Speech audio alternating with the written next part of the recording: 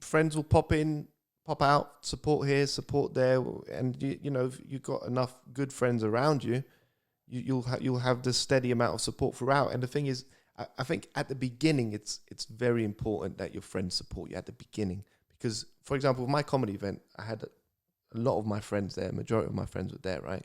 And it just helps because you get the pictures taken, you see a nice full venue, you can promote that for future events. So like if your friends don't turn up to the second one, at least you've got material that you can use to promote the second one, because you've got the pictures and you've had a good night.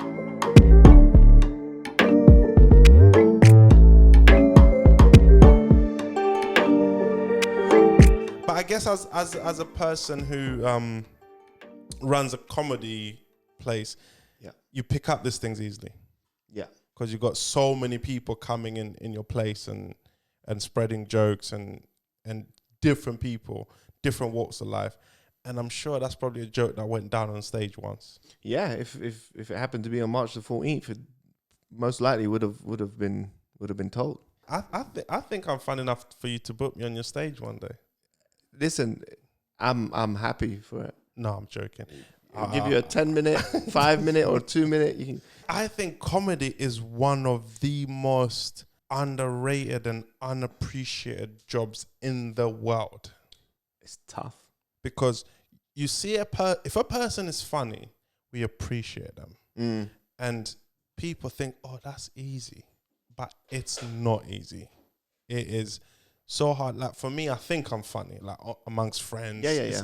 But when you on stage, that must be different. Yeah, there's a lot of things that a comedian will have to deal with. Do you know what I mean? They have obviously been in front of people that they've never met before. So to do jokes and someone that you've never met, and also you're not in the middle of a conversation, you're just literally saying what you've rehearsed.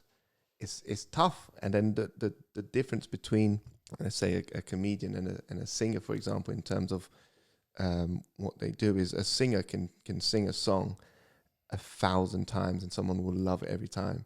Yes. Hearing it 1,000 times. You have a comedian and you hear the same joke 1,000 times, you're going to want to hit him with a brick by the time you've heard it the third time sometimes. Yeah.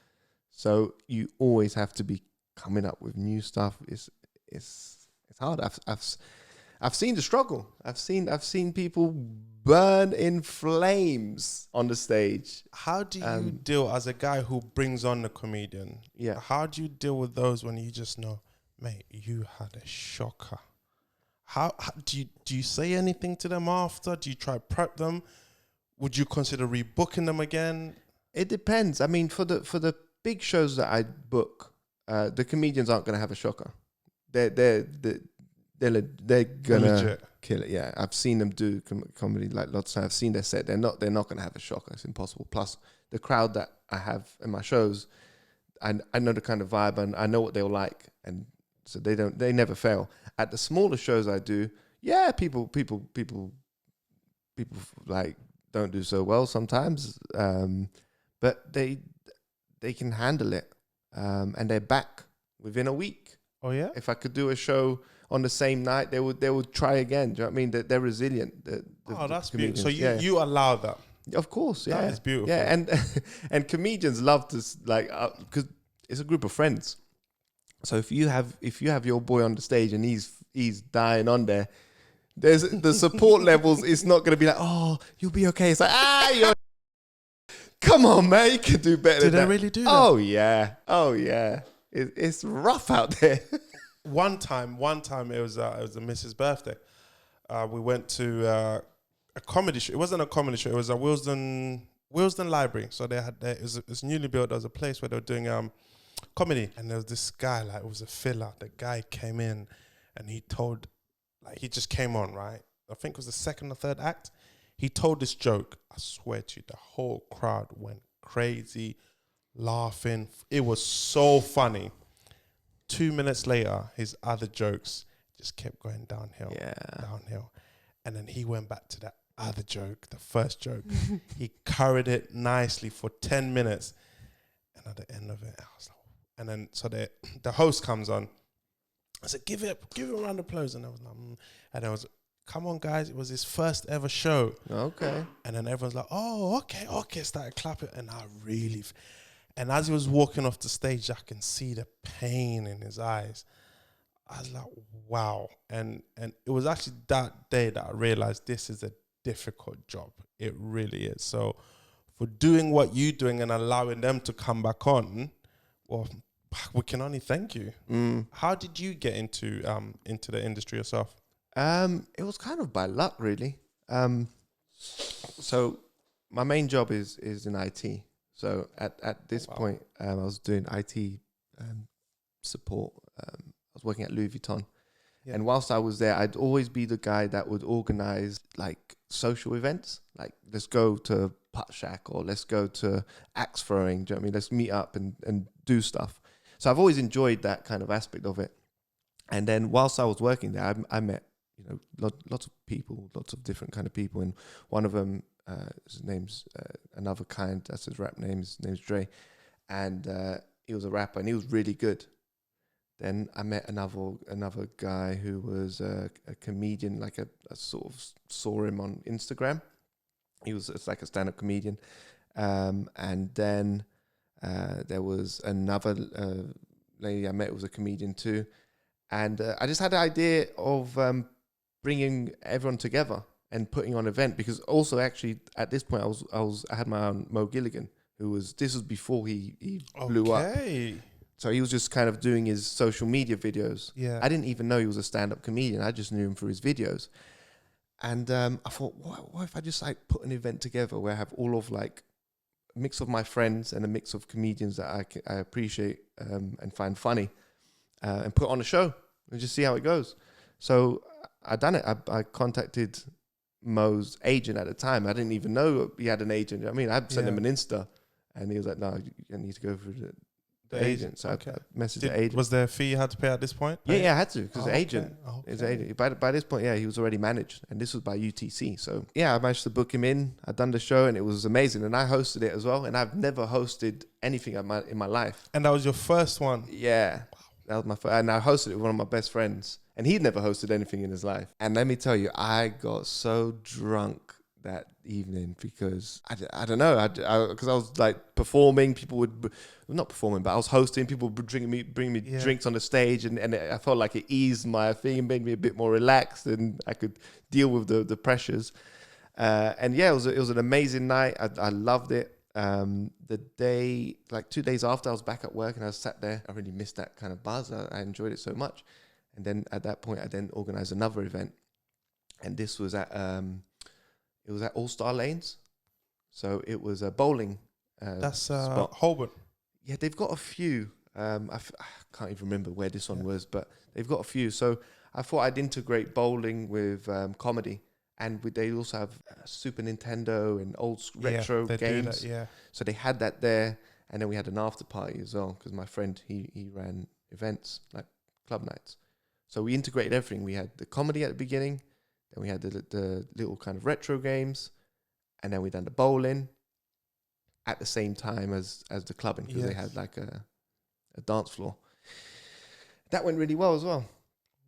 Then again, I went back to work. Because at this point, I didn't have like a vision of, I'm going to do events, I'm going to build a brand. Yeah. It was just that. And then it kind of grew from there. Wow, that's big. That's what I think that's one of the hardest thing you can do, being an event manager or event planner, because you got so many little things you have to take care of. And people don't realize the hard work that goes in behind planning any given event. Yeah.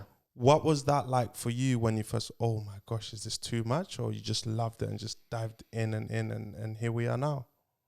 Yeah, the first event I did was tough, man, because I didn't really understand like the minimum bar spend. And I thought, I'm going to have Mo, although he wasn't really known at this point. I mean, this was before he blew up. I was selling tickets for £5 and I was struggling to sell tickets. Like, it was hard because I didn't really build up a following, or I didn't really know how to promote. I didn't have any targeted adverts. It was all kind of through word of mouth and me just private messaging people on Instagram and stuff. So that was really hard. And, in my head, I thought, right, the venue's got 300 capacity. I'll easily get 250, no problem.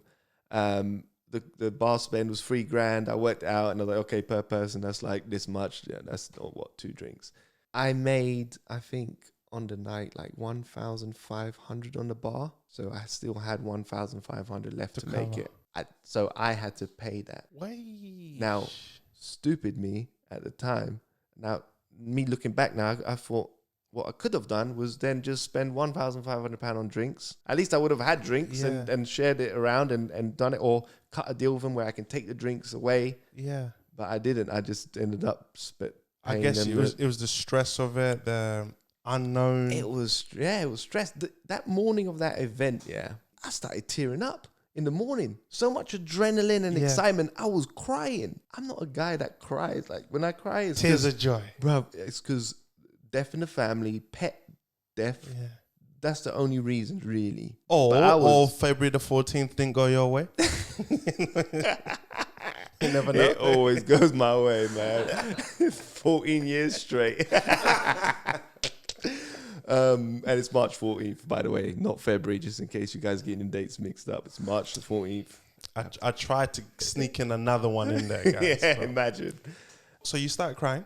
Yeah. And I was like, what the hell's going on? It was just a weird over thing of emotion. Like, do you know what I mean? It was like 2 months of preparation, and it was like, this is the day. Then I think it all just kind of came in like, oh, I'm going to be hosting. I'm going to be doing this. This comedian's going to be coming. I have to manage. Will my friends come? Will this come? And it just kind of got to me. And then after, I was like laughing about it. But it's just weird. I've never had that before. Talking about friends, the beauty about what you do, it shows who's willing to support you and who's not, because it's almost tangible. So either you turn up or you don't. Yeah. And they can't pretend like, oh, yeah, I bought that. Oh, yeah, I did that.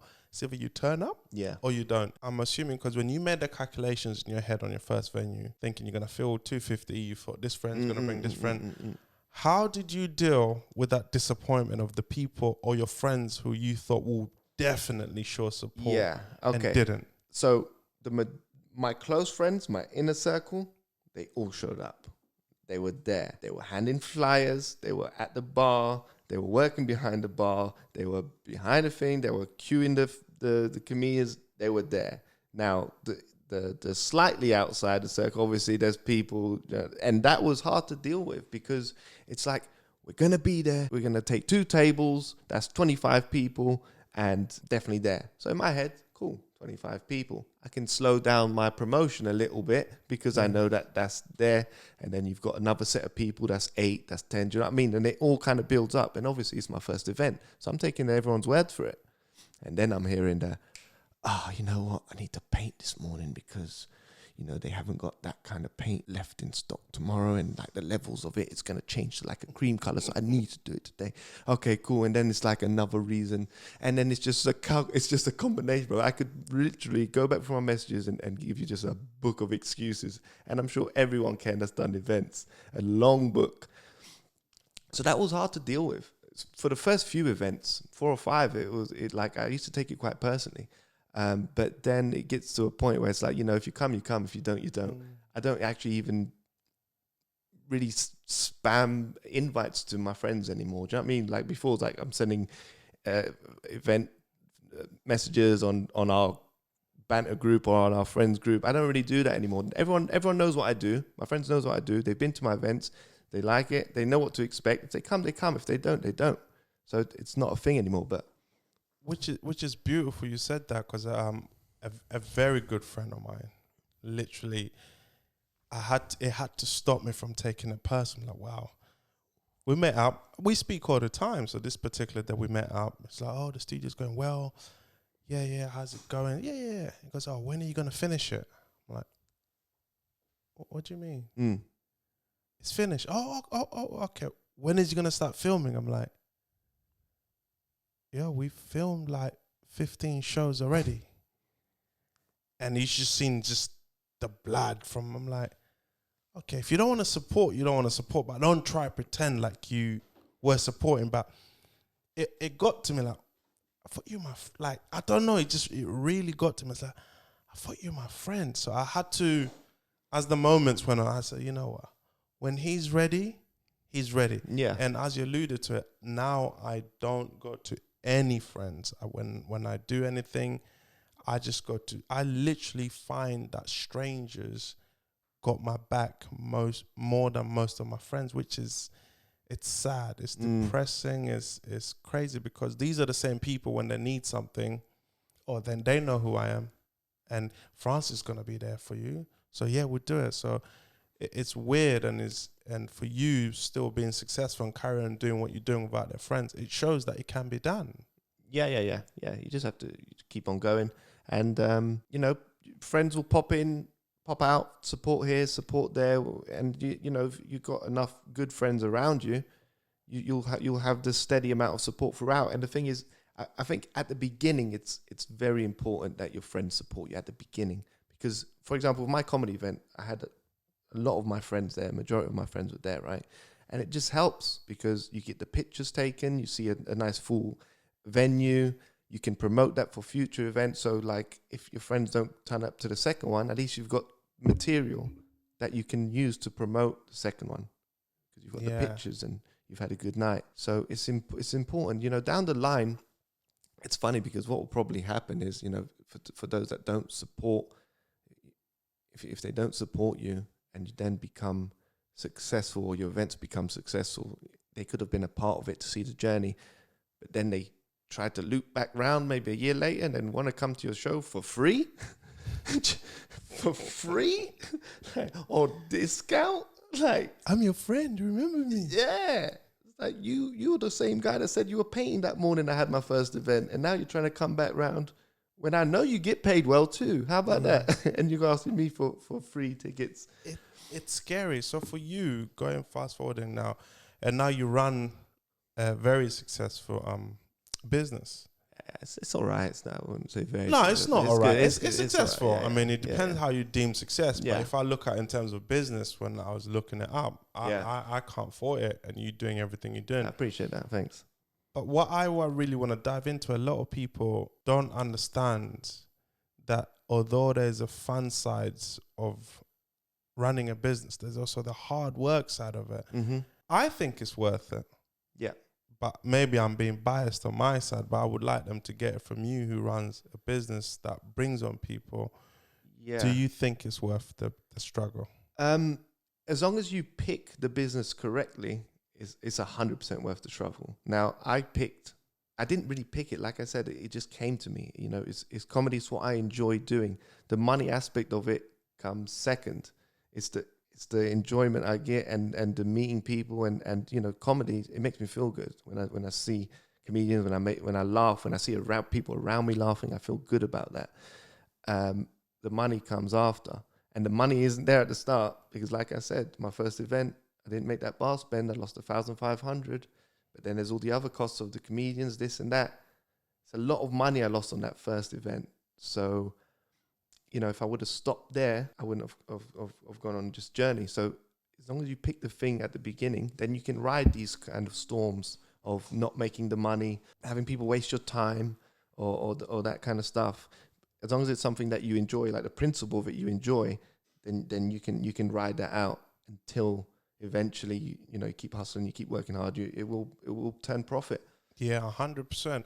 At what stage would you say they should give up the daytime job? When did you decide, okay, you know what, Louis Vuitton, you've been good to me, but I have to take this on fully? Well, what I did when I was working at Louis Vuitton is I then took another role, which was still in IT, but it was just 3 days a week. I was quite lucky because the pay was actually more than my role at Louis Vuitton. Yeah, it was a good role. So then it allowed me to spend more time doing the events. When should you swap over? Well, sometimes you can do both. Like with me, I'm still doing both. I'm still working full time in IT. Because the thing is with the events are in the evenings. So I can still work my 9 to 5, run over home or go straight to the venue, set everything up and do the event. And that's what I have been doing for 4 years. Literally straight after work, go straight to the venue, set up.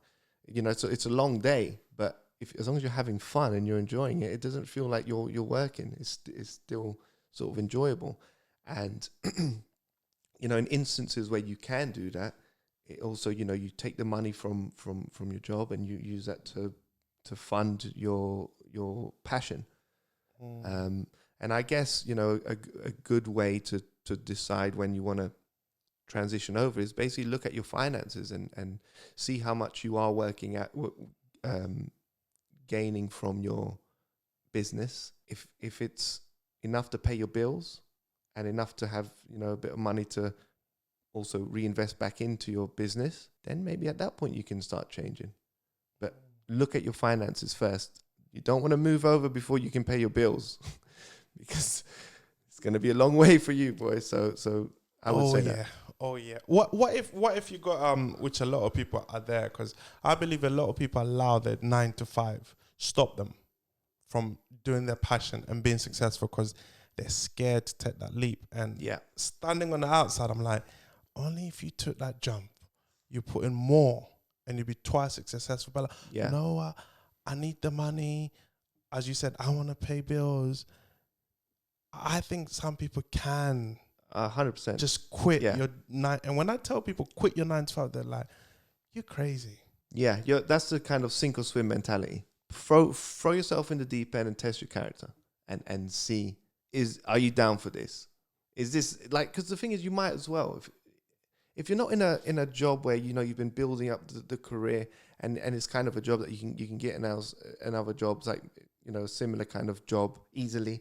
What have you got to lose? Just throw yourself out there and see if sink or swim. Yeah, which is true, which is a great point you make, job and career, because there's a big difference between having a job and having a career. Yeah. If you're building up your career, as you said, keep building, because that's what you want to do in the long term. That's probably where you want to be, retire there, get your pension and live happily ever after on £250 a week, whatever it is you get. Or if you're moving job to job, I think if you're in a job to job, you should have the cojones to say, you know what, I'm going to have to give up my job and try this. Because the beauty about that is you could always go back and get another job. Exactly. Work as hard as possible and work to the point where you have to leave your job. Because then that shows already you're down for the work, you know. Because make yourself tired, work hard and be like, you know what, I'm at the point now where I have to leave my job because I can't do both. Because then, you know, you're hard working and then as soon as you transition over, you're gonna be like raring to go and you just carry on that same energy. Yeah, a lot of people don't work hard. I think hard work, the ethics of hard work are not the same as they used to be like for our parents or our great parents. Because I've seen my mum work 2 to 3 jobs, my dad 2 to 3 jobs, and they were still feeding us. The house was always clean, no issues. Yeah. Nowadays, I just say, oh, I went to work. Okay, what time you start work? Oh, I started at 9. What time you finish? Oh, 5 p.m. Oh, and I'm tired. I'm like, what? Really?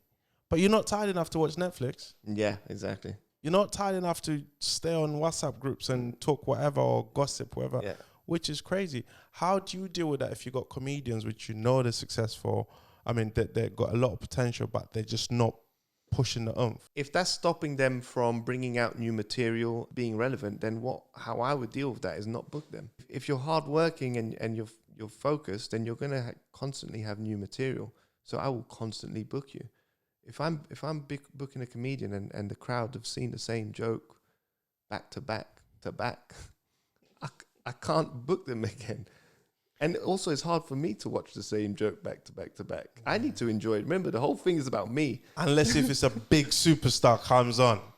Yeah. You would then say yes, because he's bringing the numbers. Oh, yeah, of course. But still, if the same superstar comedian, because he'll attract a new crowd every time. Do you know what I mean? You'll sell it as a tour, and you can easily attract the new crowd. But with my shows, what it is, most of them is it's a different lineup every time. So let's break it down to fundamentals.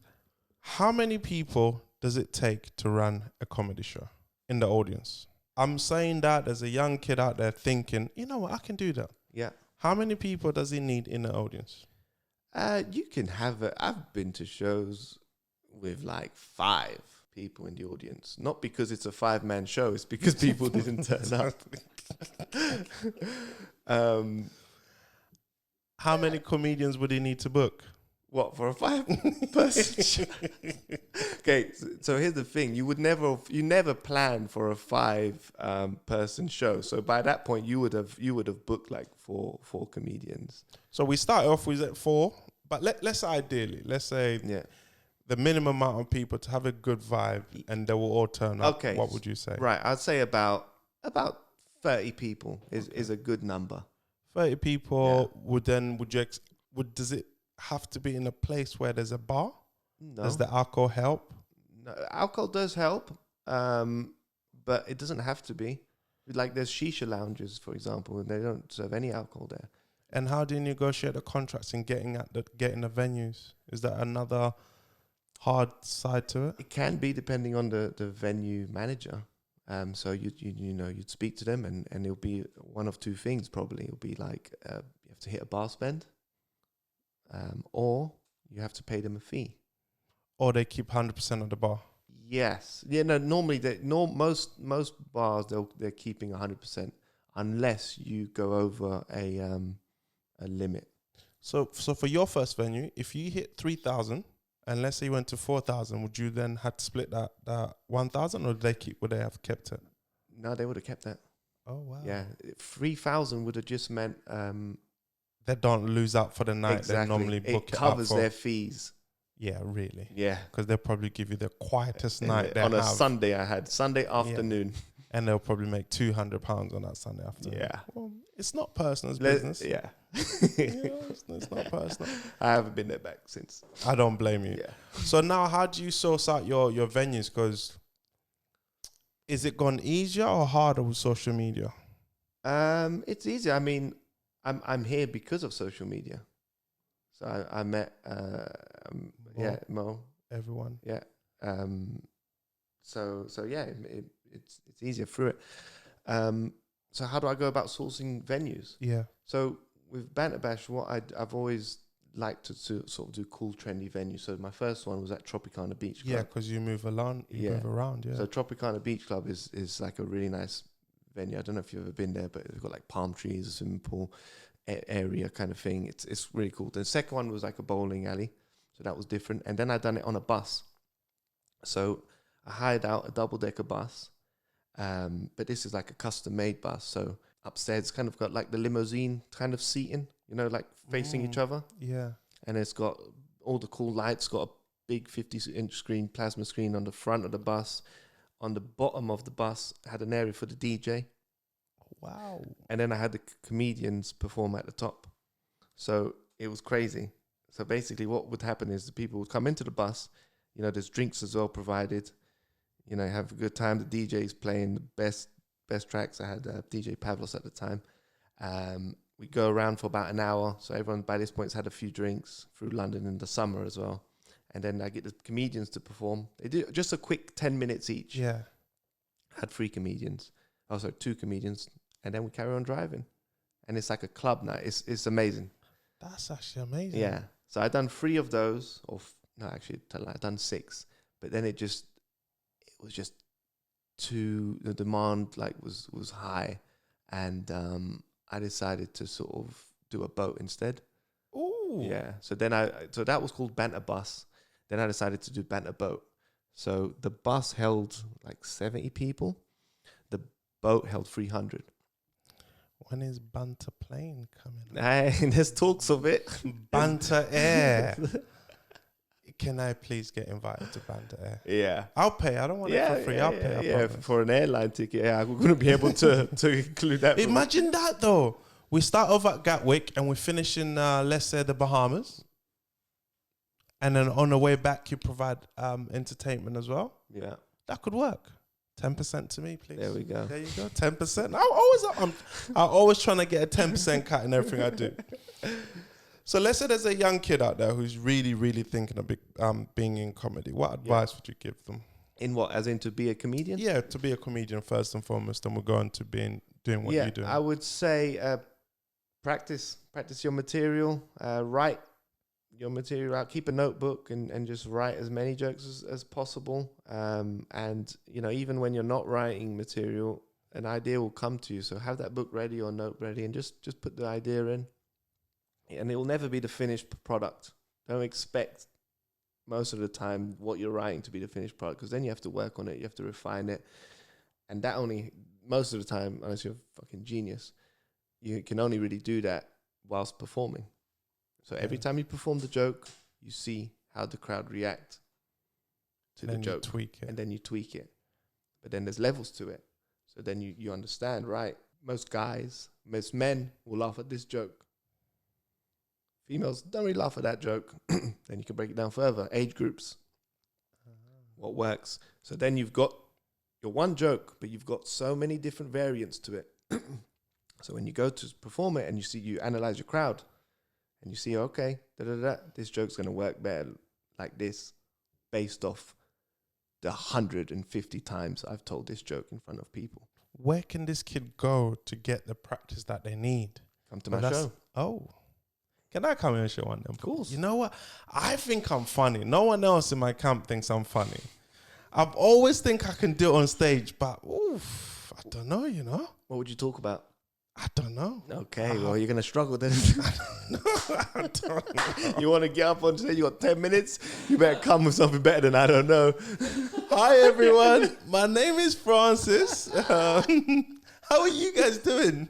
Do you know what I would probably do? I'll be that comedian that will look around in the first 2 rows and see the funniest looking guy, and I'm attacking that guy. Yeah, okay. So you're a roaster. I literally would be. Listen, you are welcomed at any point to my show to have 5 minutes, 10 minutes. Like I said, if you want to drop one quick line and bounce, I'll give you the time. Can we do that? Yeah.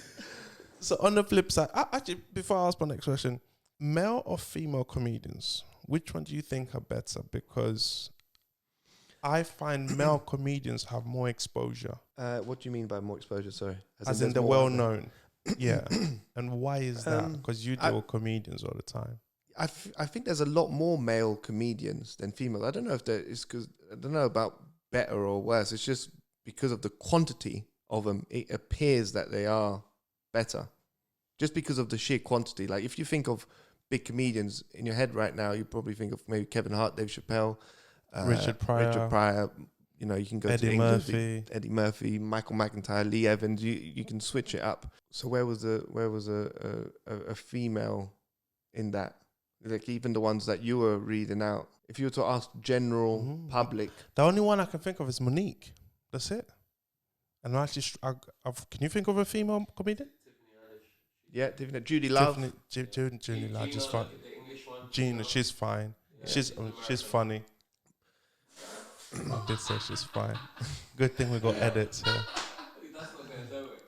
I'm editing this one. Yeah, Judy Love is hilarious, man. I've seen her perform. She's great. Yeah. Great. Oh well, that's true. What you said is very true. The sheer quantity. I never thought of it like that. I just literally thought we give more love to the male comedians. But what you say makes a lot of sense. Do you book a lot of females? Do you find it hard to get females on your? Yeah, definitely not as many as males, because but it's definitely harder. But I do try to at least have a female in the lineup, and I went out of my way a bit more to try and find, and because the circuit you get the same people in the circuit. Yeah.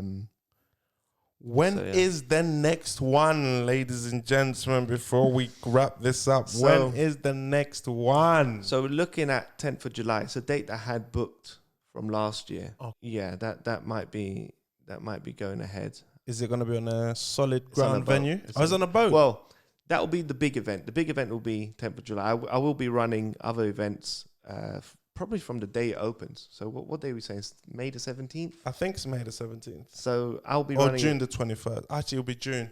June? Yeah, because entertainment and bars will be June. Okay, so then it'll be straight from June. So it'll be on a static venue, most likely in Shoreditch. But you can find out all the events and all my dates on banterbash.com. What advice would you give to someone out there who wants to be a business owner? Business owner. Yes, doing what you do, not running event, but running any form of business. I'd say first thing is just pick what you enjoy doing, pick what you have fun doing, and And then once you've got what you enjoy doing, just do research, find other people that do something similar, learn from them, network with them, and just network with as many people as possible. I was going to networking events almost every week when I first started putting on shows. Did they work? Yeah. You every single network event I went to, you'd always meet at least 2-3 people, and you're both hustling the mindset. I mean, you're actually same frequency. Exactly. You're not no longer hanging around with certain people doing certain things. You're now hanging around with people that are trying to jump outside the box. And then when you hang around with people that jump outside the box, you start creating really cool things, and you work together. You know, you might put on comedy shows. They might be a bar manager, and he might be a photographer. All of a sudden, you've just put in 3 jobs in one. Boom. And then every person will know someone. So the photographer, I'll know another person that does events. So I can speak to that guy and be like, "Oh, do you want to do pictures here?" Yeah. All right, cool. Oh no, because we haven't gone to any networking event. But you know what? And they're free as well, some of them. We can put on a networking event, can we not? Easily. Let's put, ladies and gentlemen, watch out for the networking event. We're gonna put that on. We're gonna have comedians entertaining us in the background. Can you perform? In the background, you know. Well, the fact that you lot are laughing, I think I'm a comedian. I can make it. Can you imagine a comedian just in the background telling jokes and everyone getting on with their life? He's trying to destroy his soul. We're just gonna have a bit of background comedy while you network. Do you know what? You're taking a piss. I think I'm funny, but not stand-up kind of funny. So that's my stage career gone, ladies and gentlemen. No. So this is the part of the show that I really enjoy. That is your camera. You close the show. You close it anyhow you want. You want to sing. You want to tell us some jokes. It's on you. What I will say is, look, guys, come to my event on whenever I do them. Remember, we got the bar thing here. And not only is it a night where you'll have fun and you'll laugh, it's also a night where you get to network as well, because there is a lot of cool people that come to my shows. It's a big variety of people as well. So you'll get entrepreneurs, you'll get business people, you'll get artists, you'll get any kind of person. So, and also, you know, you might find your wife or your husband. I mean, I've seen a lot of relationships blossom from my shows. I've seen a baby be born from Banter Boat 2018. There was a baby born.